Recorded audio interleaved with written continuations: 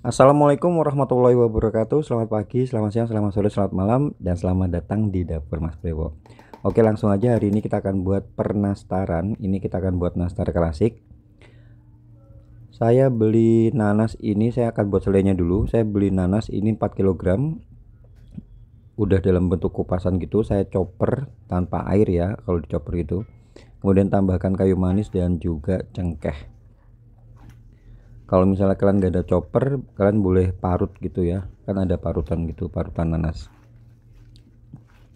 Ini tipsnya supaya dia cepat masaknya. Kita masak dulu tanpa masukin gula sampai kadar airnya benar-benar menyusut. Pertama tuh tadi saya pakai api besar, setelah agak menyusut saya pindah di api sedang.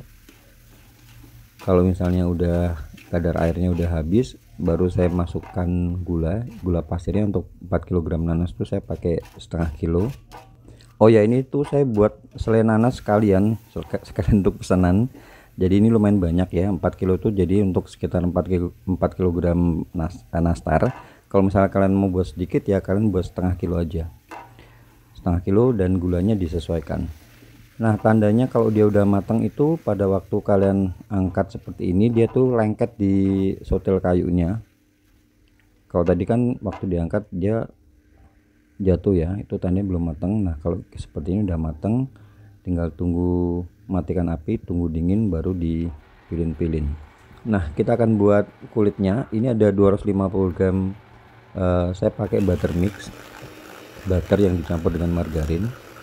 Di mixer sebentar aja, sekitar setengah menit gitu, yang penting asal nyampur.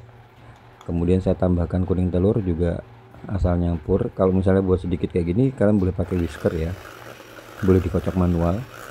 Jangan terlalu lama buat ngocoknya, karena kalau misalnya terlalu lama nanti alhasil kue kering kalian bakal jadi meleleh malahan ya, nggak jadi itu, nggak bisa bentuk gitu. Jadi sebentar aja. Kemudian ini saya saring gula halus dan maizena masing-masing 50 gram. Pokoknya asal nyampur aja. Nah, kayak gini, kalau udah nyampur udah matikan. Dan pakainya ini speednya speed paling rendah. Kemudian saya tambahkan susu bubuk 1 sachet yang ukuran 26 gram itu, asal nyampur juga. Setelah itu baru saya masukkan tepung terigu. Saya pakai yang protein rendah. Untuk gramasinya atau gram-gramannya kalian boleh lihat di deskripsi ya. Saya aduk-aduk dulu. Setelah itu saya gunakan mixer, masih di speed rendah, dan sekali lagi asal nyampur aja ya.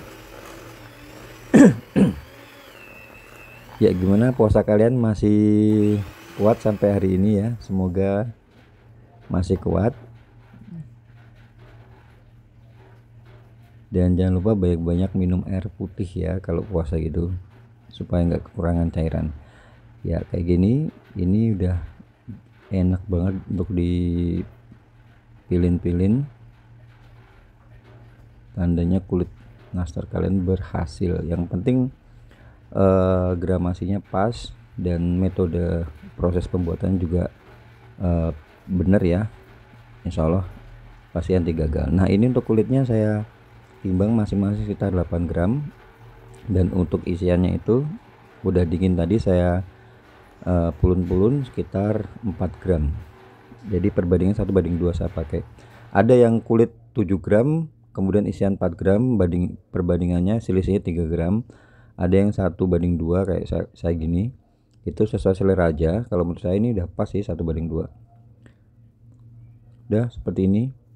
Oh ya, ingat ya, kalau buat kue kering itu usahakan kalian pada waktu tadi proses mix atau nyampurnya itu jangan menggunakan tangan, supaya kue kering kalian tuh renyah dan pastinya tahan lama. Ini tahan bisa sampai 2-3 bulan. Nah, ini oven sudah dinyalakan 15 menit sebelumnya. Suhunya 150 sampai 160 derajat, suhu atas bawah, sesuaikan dengan oven kalian. Untuk oven pertama itu sekitar 30 menit. Sembari nunggu ini kita buat olesannya. 2 kuning telur saya tambahkan minyak goreng 1 sendok makan, dan saya tambahkan setetes pewarna kuning telur. Jangan banyak-banyak ya kalau misalnya mau ngasih pewarna kuning telur, supaya nanti hasilnya tuh alami gitu warnanya, enggak terlalu yang nyeter gitu. Setelah itu ini saya saring, karena kan pada waktu kita misahin kuning sama putihnya takutnya masih ada sisa-sisa putih telur gitu, jadi disaring lebih aman. Kalau sudah 30 menit ini kita keluarkan,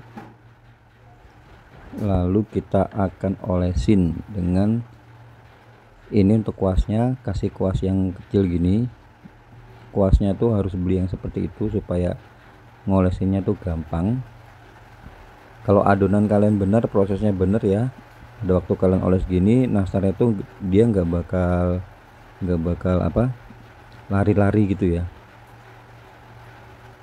Kalau misalnya takarannya itu nggak pas, kemudian apinya juga nggak pas, biasanya itu dia bakal pada waktu kita olesin itu dia bakal lari-lari. Ini saya oles 2 kali, terserah kalian mau oles sekali atau 2 kali ya. Ini saya oles 2 kali. Kalau misalkan nggak mau repot ya oles sekali aja. Untuk suhu yang kedua itu saya oven suhunya saya kurangi 10 derajat, jadi sekitar 140 sampai 150, sekitar 10 menit.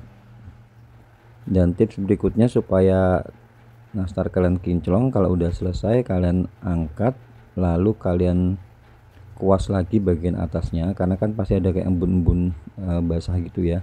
Di kuas-kuas gitu aja, langsung gercep supaya nastarnya kinclong. Nah ini saya spill hasilnya. Kalau nastar kalian matang sempurna, bagian bawahnya itu dia agak kecoklatan gini. Kalau bagian bawahnya tuh dia warna putih-putih tuh biasanya dia nggak matang, belum matang gitu ya.